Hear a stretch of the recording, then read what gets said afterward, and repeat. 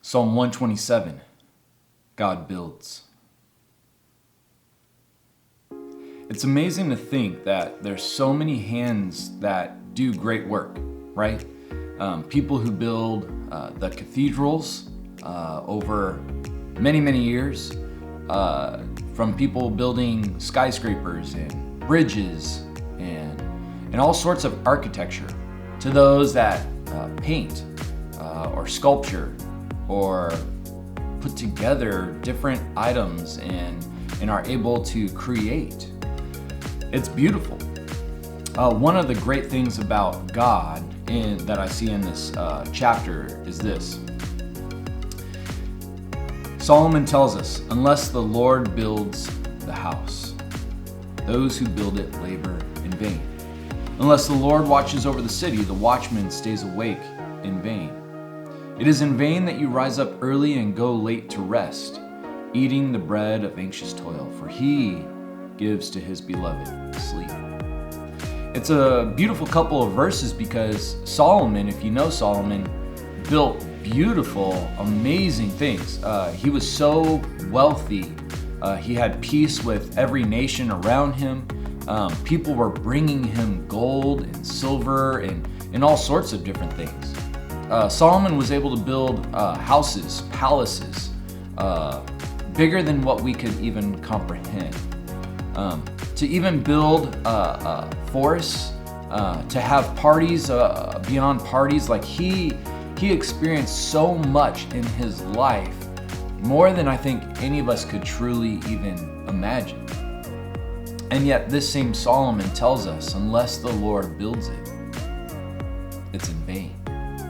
Many times we think the things that we do is what gives us our identity.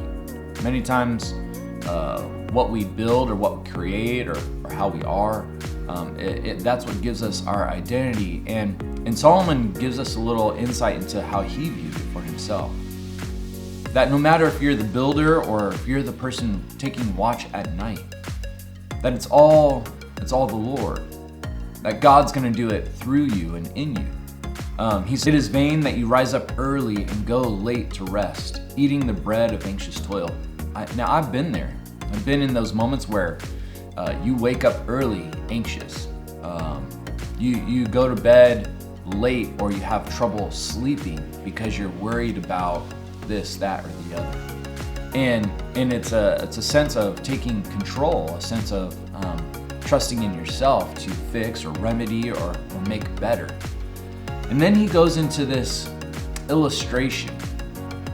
Now that's a tough one. It's a beautiful one, but you get to verse 3 and you get to see, he says, behold, children are a heritage from the Lord. Many times people think, once we get married, we're just gonna have kids, or we're gonna wait a couple years and then we'll just have kids. Like we actually get to determine when and where we get to have kids. Many people think, it's just easy, it just happens. And for others, they had no problem, right? Then there's those that had big problems. Some that can't have kids physically, just can't do it. My wife and I, we were in that place of we were trying and it just no kids. Like, what's wrong? And so that can create that anxiousness and that worry. And so you start figuring out, okay, let's try this and let's try that and this, that, and the other. But what this passage is telling us is no matter what it is, if it's not of the Lord, it's in vain. And that's a struggle. That's a hardship for many of us. I think for the whole world, to rely on God to help, to provide, to do. You see, we try to take control and we try to do it ourselves. And so I think Solomon here is reminding us, because he had so much opportunity to just be, I got everything. I did it. I could build whatever I want. No big deal. But yet in this psalm, as he approached God, he saw, no, everything that I do have is from the Lord. Everything that I get to create is from the Lord. Even having the guys watch on the wall, making sure no one comes in and attacks us. Like, that's of the Lord. To have kids, and many of them he had, is from the Lord. So I just want to remind you, no matter where you're at in life, no matter what you've built, no matter what you've done, what accomplishments you've had, or even if you've had kids, all of them are from the Lord.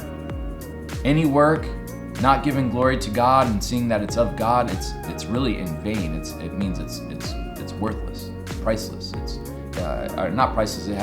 It has no value. And so I just want to encourage you. Remember, what you have, who you are, the kids you have, are from God.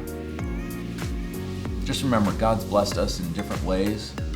Some struggle with others than other people do. But just remember, no matter what you do have, God's blessed you with it.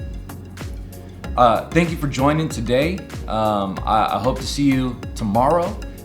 Thank you for joining with us on this journey, on our daily devotional. Until tomorrow, I'll see you later.